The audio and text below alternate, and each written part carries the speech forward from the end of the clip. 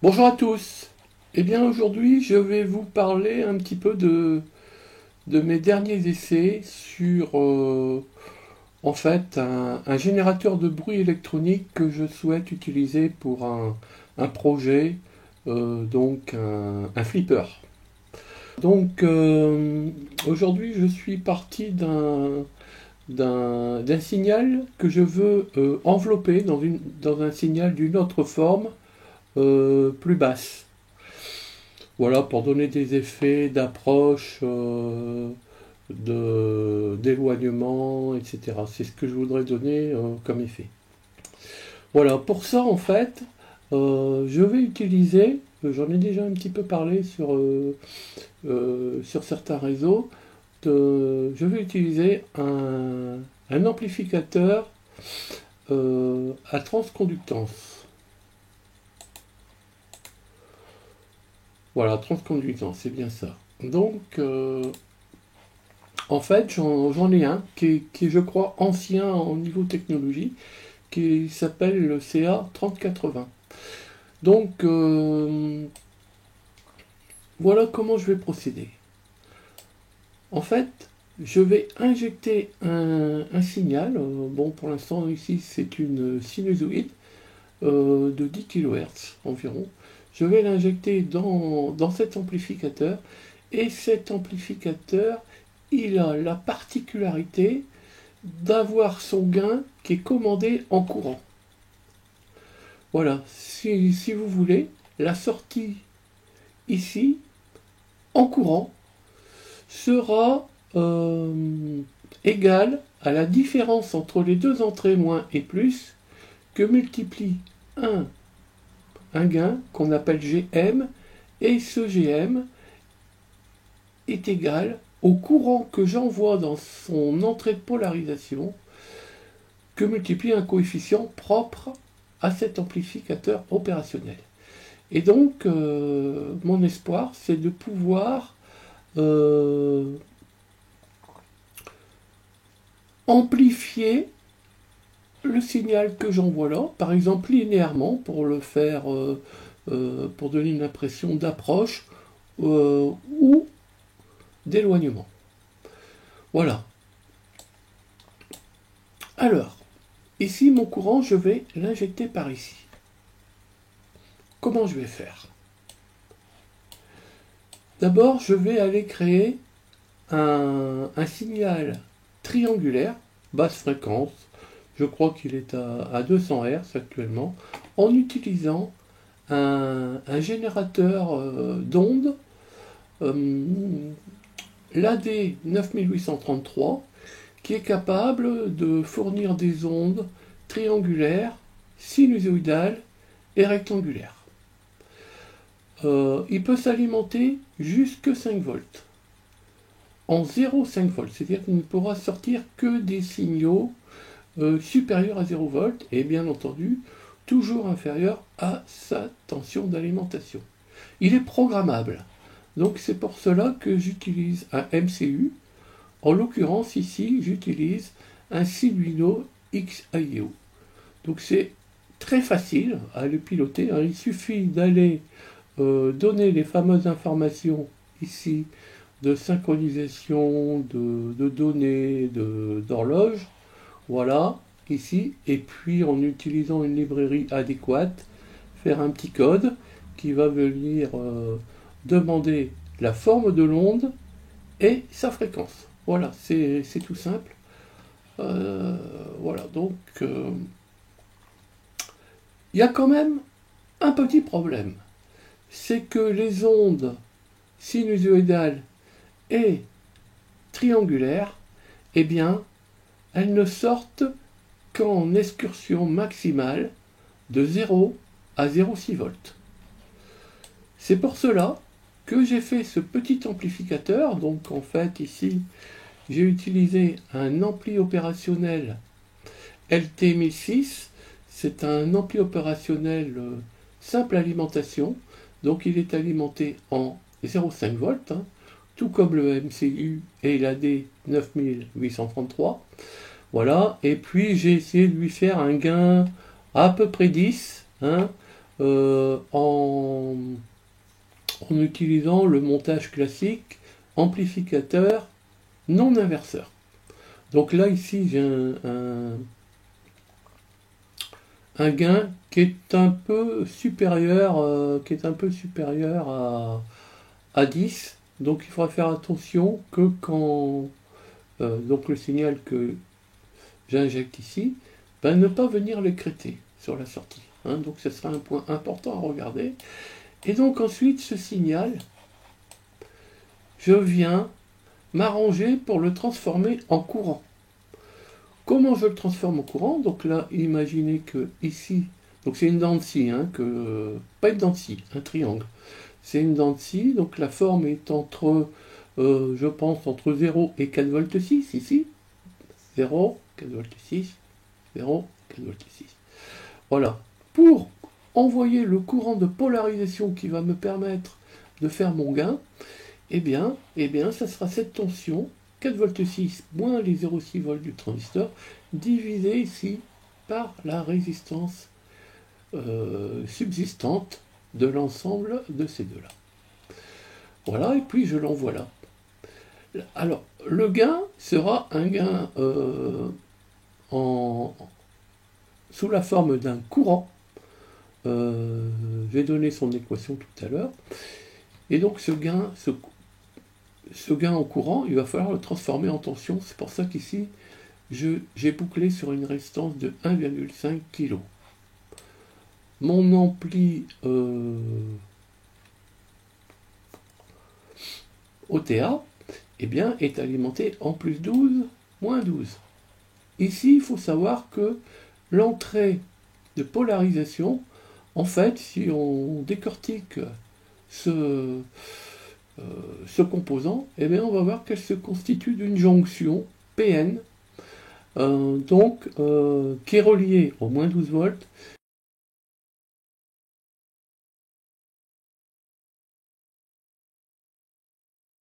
Et donc, on sera toujours ici proche du moins 12 volts. On va ici envoyer un courant vers quelque chose qui est proche du moins 12 volts. Cette résistance ici sert à répartir un petit peu, ce qui reste en tension, de manière que ce ne soit pas que le VCE de Q1 qui le supporte. Elle est là aussi un petit peu lors de la phase de conception, s'assurer que on ne vient pas saturer ce transistor. Pourquoi? Parce qu'après on n'aurait plus de comportement, linéaire. Voilà. Donc un petit défaut de ce montage, c'est que nous n'avons pas un générateur de courant parfait, c'est-à-dire qu'il va falloir vaincre cette tension émetteur-base avant de pouvoir piloter correctement le courant. Et on va voir que ça peut générer une onde, en fait, ce que j'appelle une bande morte, c'est-à-dire à un moment donné, entre deux bornes de temps, où on aura une tension qui reste égale à 0. Si on met un générateur de courant parfait, on n'aura plus cette tension VBE à vaincre, elle sera non prise en compte, et donc on aura quelque chose de mieux. Mais pour mon cas, ça me suffisait, je ne voulais pas introduire un ampli opérationnel de plus. Voilà, alors on aurait pu imaginer aussi que ici on mettait simplement une résistance. Oui, mais on n'aurait jamais bloqué le courant, puisqu'on aurait toujours, même si on avait 0 volt ici, eh bien on part vers du moins 12, on aurait toujours eu un courant subsistant. Donc au niveau de la forme d'onde enveloppée, ça n'aurait pas été la même chose. Voilà, donc j'ai parlé de... Voilà, et alors ici, j'ai mis un petit potentiomètre, petit diviseur potentiométrique ici pour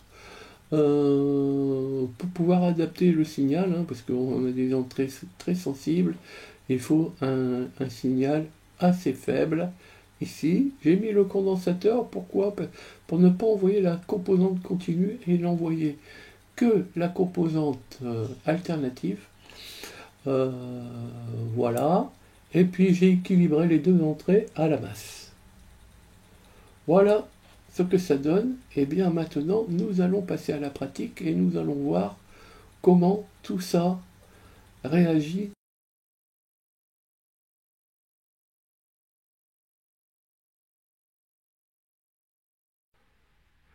Deuxième partie, la partie démo. Voilà, bon, voilà un peu le montage. Donc je vais mettre sous tension les deux alimentations symétriques, moins 12 volts. Voilà, je branche l'oscillo. J'injecte mon signal. Voilà. Bon, on voit déjà une belle courbe.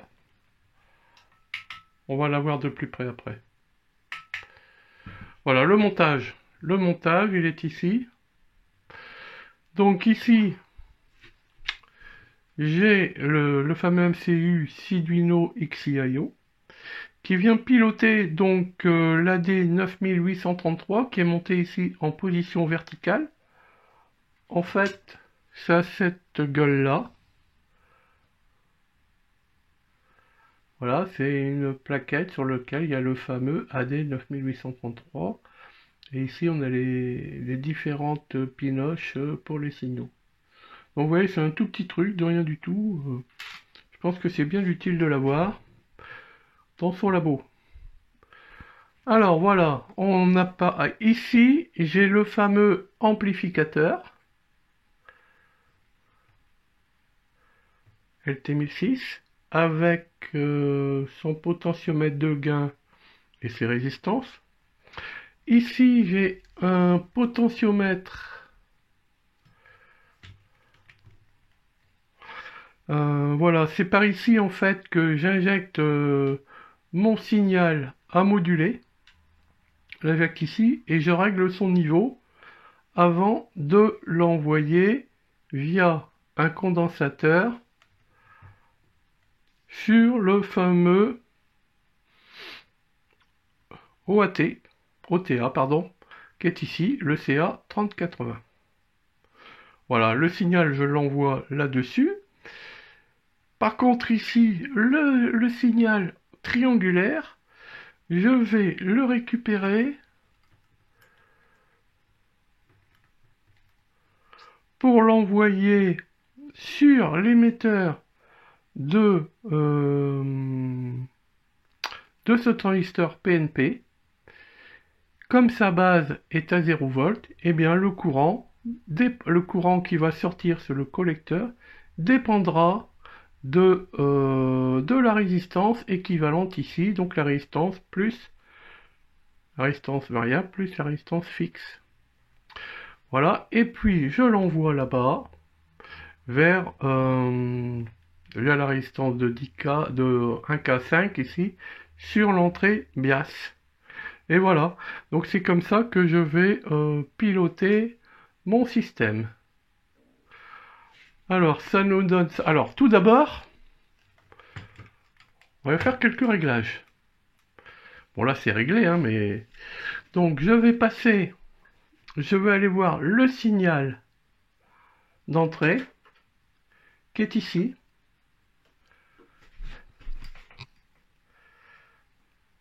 Voilà, qui est là. Voilà, et je vérifie que je ne le crête pas par l'amplificateur. Vous voyez, allons voir un petit écrêtage volontaire. Vous voyez, là, on voit bien l'écrêtage. Donc, je m'arrange qu'il ne soit pas écrété. Voilà. Ensuite ici, bon bah là, je règle. Alors, on peut supprimer ça maintenant. Je règle le signal le signal de 10 kHz. Je règle son niveau. Vous voyez, s'il est trop bas, eh bien, on va commencer à déformer tout ça. Donc, il y a un... Et en même temps... Alors... Tac...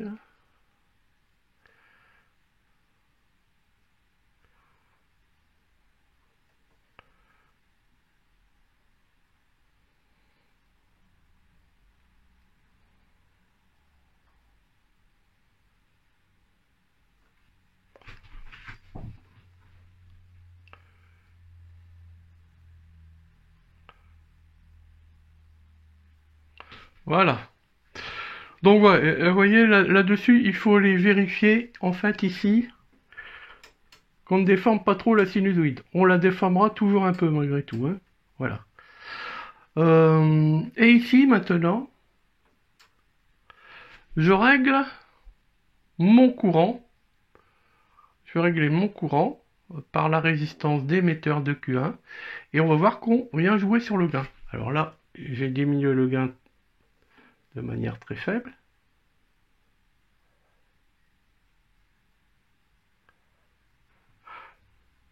Vous voyez qu'on arrive à obtenir quand même quelque chose d'à peu près symétrique, hein. Voilà, je reprends le réglage de courant pour augmenter cette fois le gain.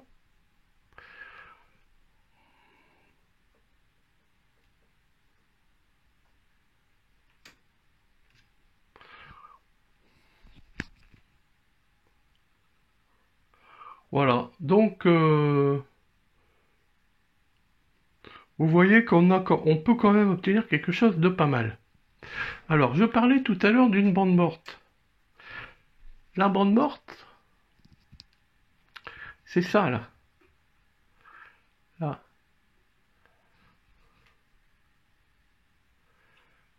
Vous voyez, on voit en fait dans l'échelle du temps, entre la partie gauche et la partie droite, il y a un certain temps où la valeur reste égale à 0.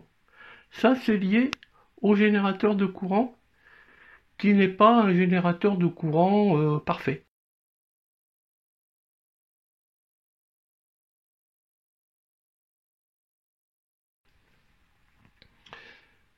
Donc, ça, pour les perfectionnistes, c'est possible à résoudre, comme je disais, avec un générateur de courant parfait, hein, un ampli opérationnel et un transistor, le même transistor.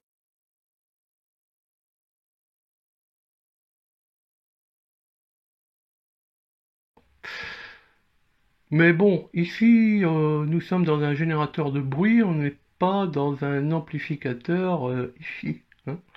Donc, il faut savoir faire la part des choses. Voilà, et d'autant plus que je vais refaire d'autres essais avec d'autres amplis opérationnels à transconductance euh,